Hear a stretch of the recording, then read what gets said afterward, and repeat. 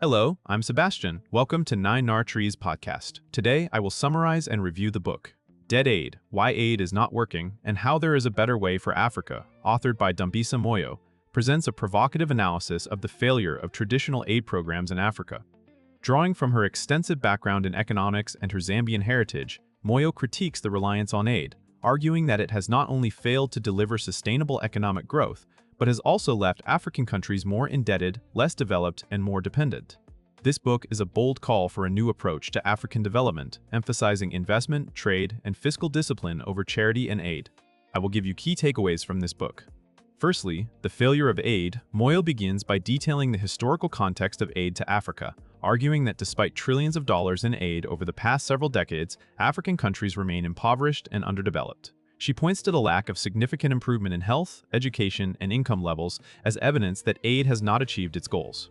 Instead, Moyo suggests that aid has created a cycle of dependency, discouraged investment, and led to a lack of accountability in African governments. Secondly, aid's impact on growth. The book challenges the notion that aid fosters growth, presenting data and analysis showing that countries heavily dependent on aid have experienced slower rates of economic growth compared to those that have not received significant aid. Moyo argues that aid undermines economic development by displacing local industries, causing inflation, and creating a brain drain where the most talented individuals leave in search of better opportunities elsewhere.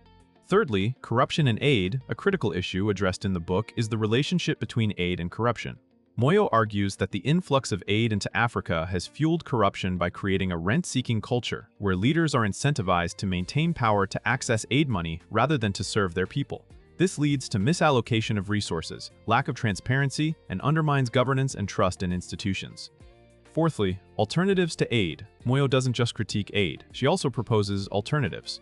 She advocates for increased trade and investment, financial instruments such as bonds, and the development of microfinancing initiatives as more sustainable solutions for Africa's development. Moyo emphasizes the importance of African countries taking control of their economic destinies through policies that attract foreign direct investment, support entrepreneurship, and foster a business-friendly environment. Lastly, case studies and success stories. To strengthen her argument, Moyo presents case studies of countries that have successfully reduced their dependence on aid and fostered economic growth through alternative strategies. She highlights the examples of Ghana, Botswana, and South Africa, among others, to demonstrate how trade, investment, and a focus on education and technology can lead to sustainable development and prosperity. In conclusion, Dead Aid is a truly eye-opening read for policymakers, development professionals, and anyone interested in the future of Africa. Moyo's bold assertions challenge the status quo, advocating for a radical shift from aid dependency to self-sufficiency through investment, trade, and fiscal discipline. This book is a valuable resource for individuals who are looking to understand the complexities of aid and development, and it provides a hopeful perspective on how African countries can achieve prosperity on their own terms. It serves as a reminder that the path to development is multifaceted and that sustainable solutions lie beyond traditional aid. If you would like to support Dambisa Moyo, you can buy the book through the Amazon link I've provided in the podcast description.